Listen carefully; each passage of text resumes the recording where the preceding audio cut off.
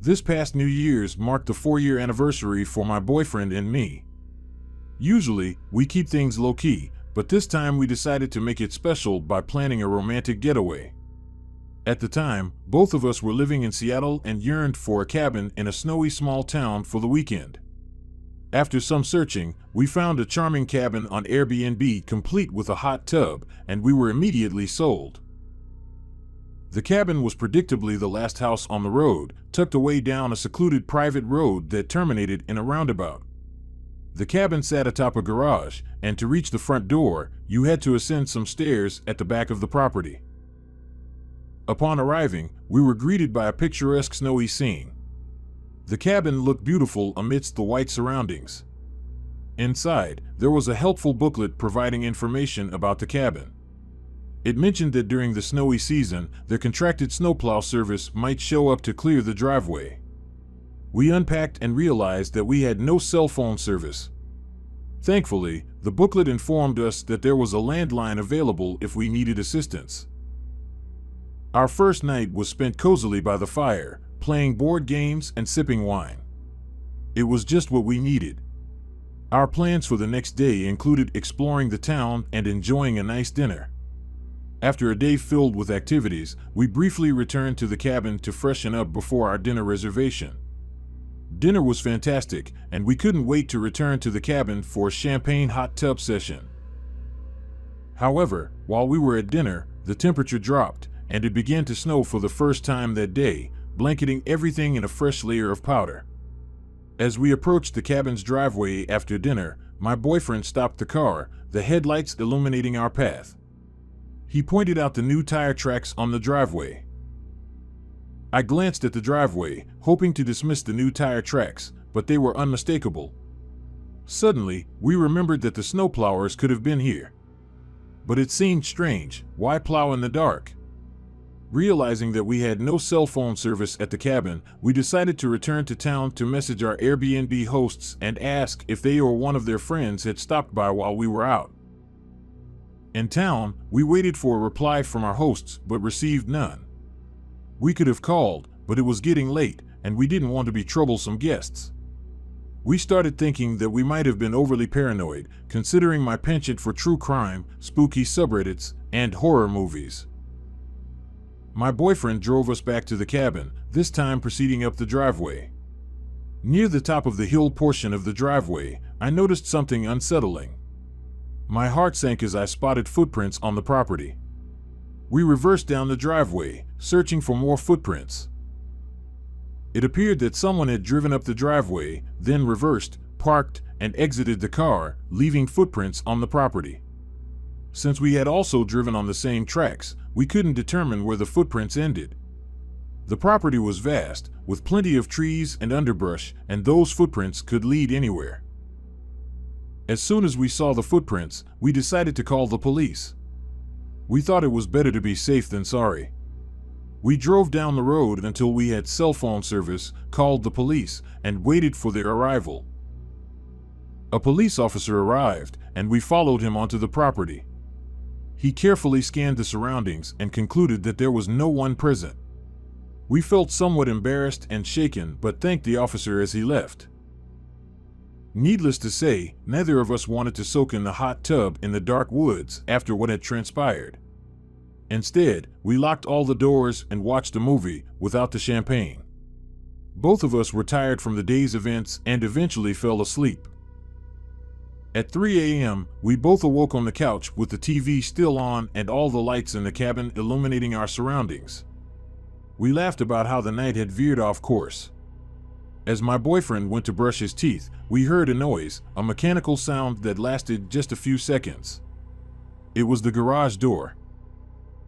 Few circumstances could warrant someone opening the garage door of an Airbnb guest's accommodation at 3 in the morning.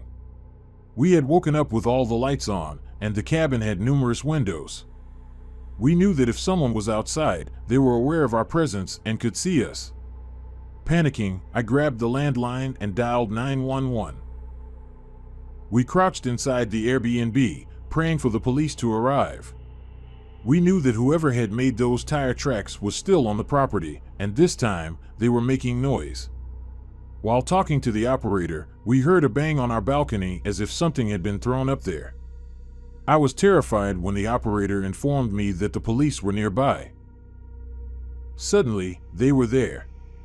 We saw the police lights, and they began searching the property. Soon, we heard banging on the door, and it was the police. We were safe. At the door stood two policemen, one in front of us and another behind, casually poking around in the snow and inspecting the ground. The officer in the back was the same one who had initially checked the property. The police officer informed us that not only was the garage door closed, but it was locked, and there were no signs of anyone on the property. We considered leaving, but the police officers cautioned us against it due to the dangerous road conditions at that hour. I couldn't help but feel that I had disappointed the police officer who had been to the property twice that night. My boyfriend and I returned inside, locked all the doors once again, and tried to get some sleep. The next day, we prepared to leave.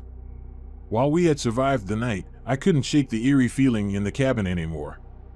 It had become the spooky cabin in my mind, and I couldn't wait to leave. As we packed, we heard the same noise we had heard at 3 a.m. It was just the heater, a heater that made a sound eerily similar to a garage door, lasting the same duration. My boyfriend gave me an amused look and said, "You need to give up your murder shows," before walking away. As for the banging on the balcony, it turned out to be the well-timed fall of a pine cone. I often reflect on this story, feeling both embarrassed about how little came of it and incredibly grateful for the same reason.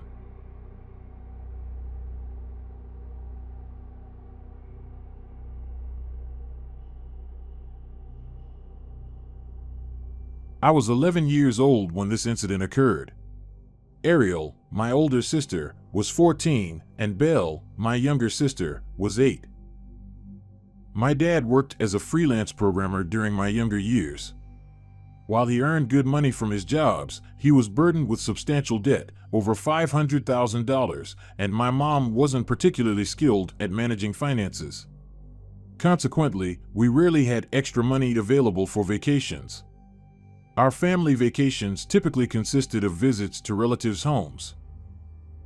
One day, my dad completed a lengthy project for a major client, and to celebrate, we decided to watch a new movie, Final Destination, as my dad enjoyed watching scary films and scaring my sisters and me.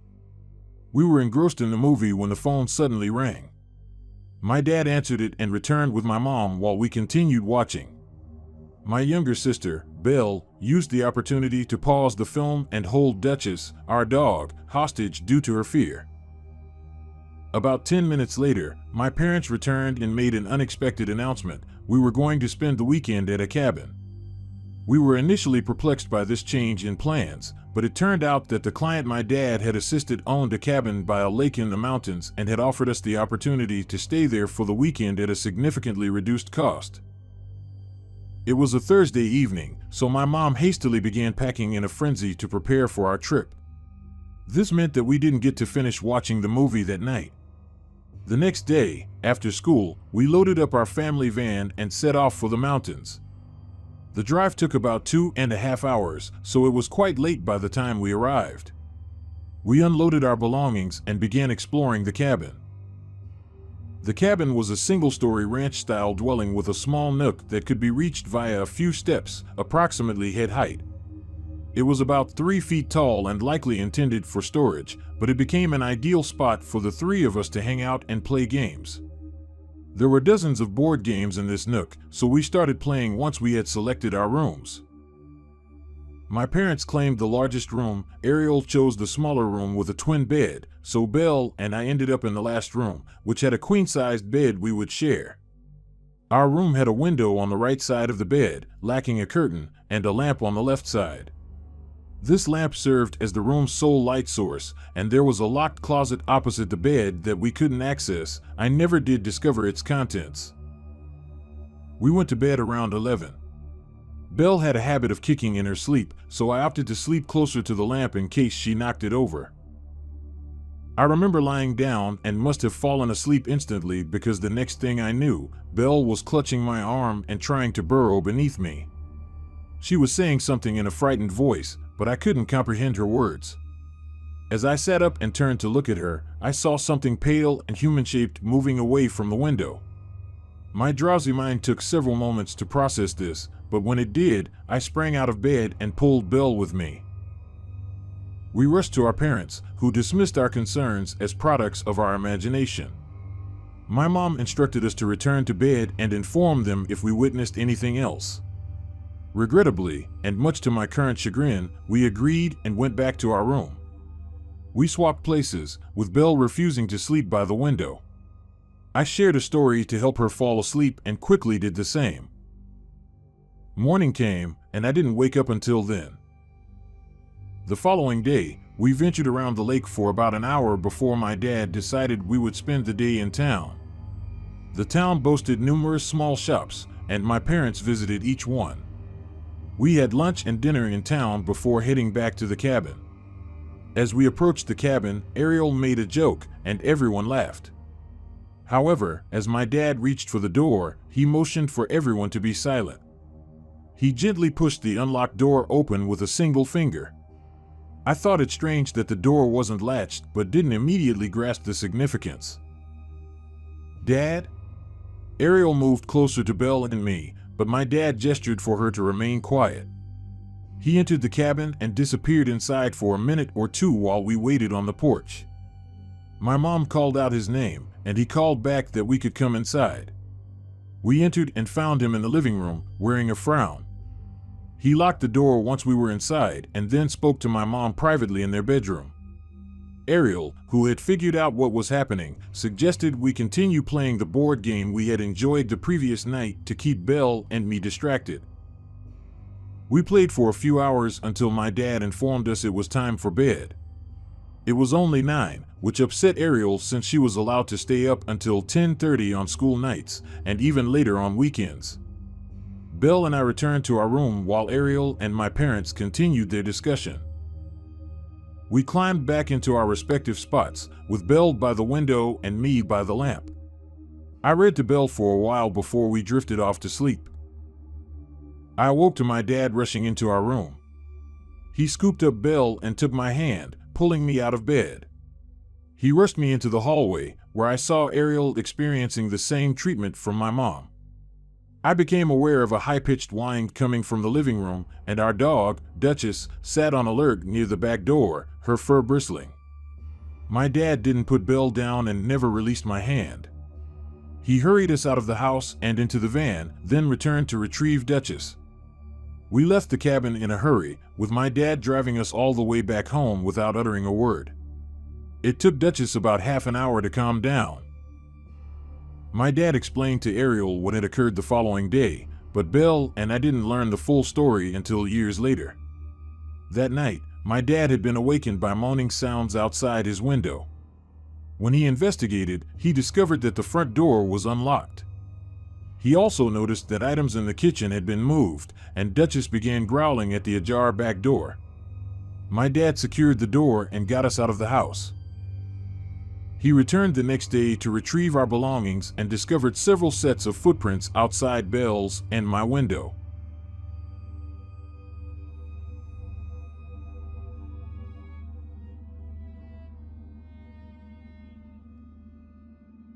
This happened one summer when I was 12 or 13, before cell phones became common.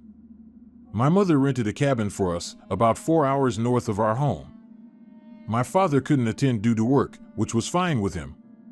We drove up to the cabin, which was essentially a 15 by 15 room with an attached bathroom, just enough space for a bed, a table, and a small television. It appeared cute enough from the outside. There were several identical cabins available for rent, totaling 7 in all.